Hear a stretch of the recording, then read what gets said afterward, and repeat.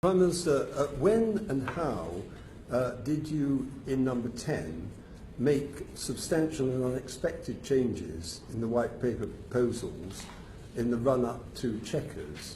And did you and or Ollie Robbins show the proposals to Angela Merkel and or the EU before showing them to the Cabinet? If so, this prima facie would be, I would suggest, contrary to the ministerial and the civil service codes. Did you ask the law officers for their opinion on the white paper as required by the ministerial code before the Chequers meeting? And if so, was this consultation with them, and I use the words in the ministerial code, in good time, given its critical legal and constitutional importance, and if so, when? Well, first of all, can I lay on the head? I mean, there has been a suggestion I've seen that we actually took copies of the white paper and showed it to people outside of the United Kingdom. We did not. You ask about the ideas that are in the white paper. In fact, ideas that are in the white paper, some of the ideas that are in the white paper that perhaps have caused most debate and discussion following the Chequers agreement and the publication of the white paper were ideas that were set out as potential issues for us to look at in the Florence speech that I gave last September. There had been discussions about these throughout, and that was slightly fleshed out in the Mansion House speech that I gave earlier this year.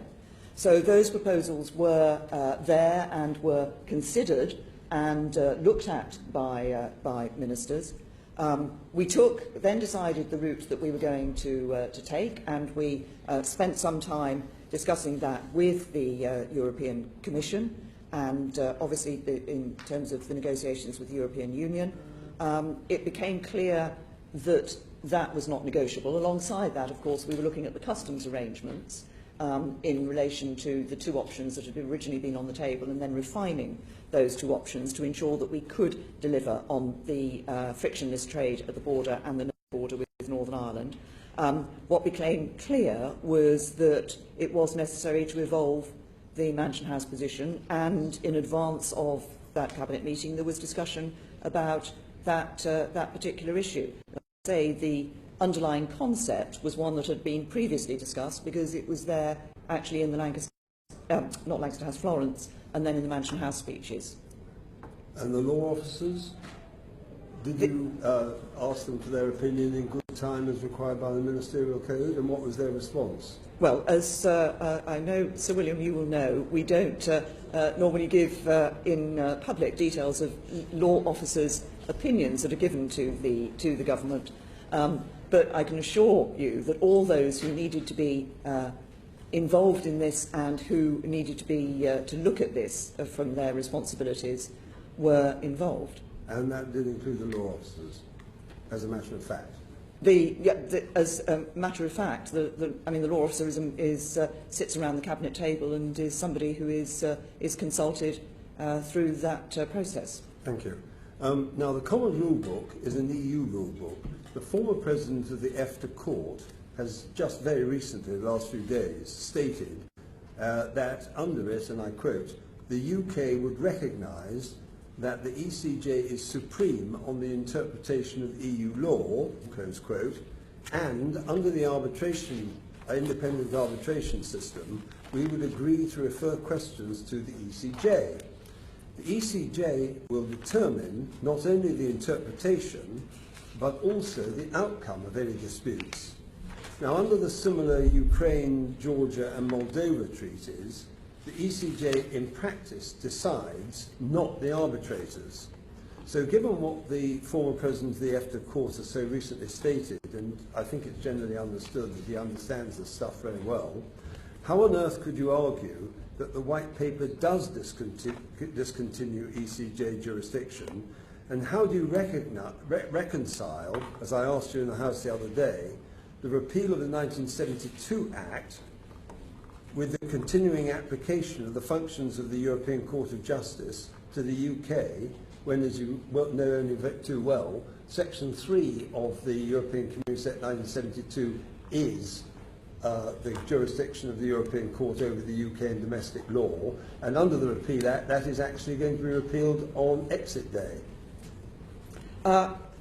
We acknowledge in the White Paper the role that the European Court of Justice has in being the determinant of the interpretation of European Union law.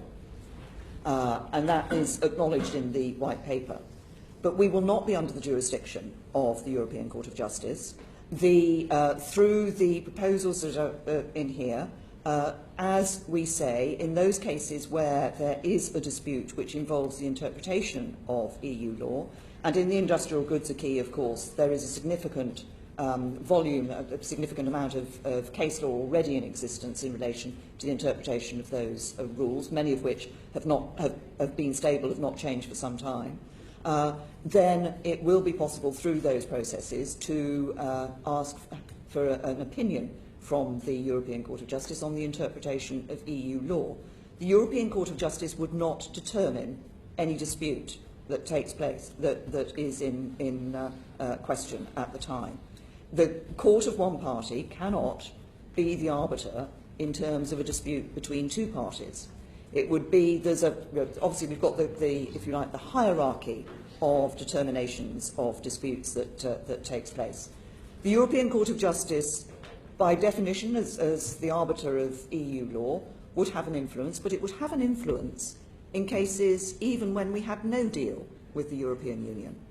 Because if you were a business that was exporting to the European Union and doing so on the basis of EU rules, and there was a dispute, your importer, for example, raised a dispute about whether you had met those EU rules, the arbiter of that EU rule would be the European Court of Justice.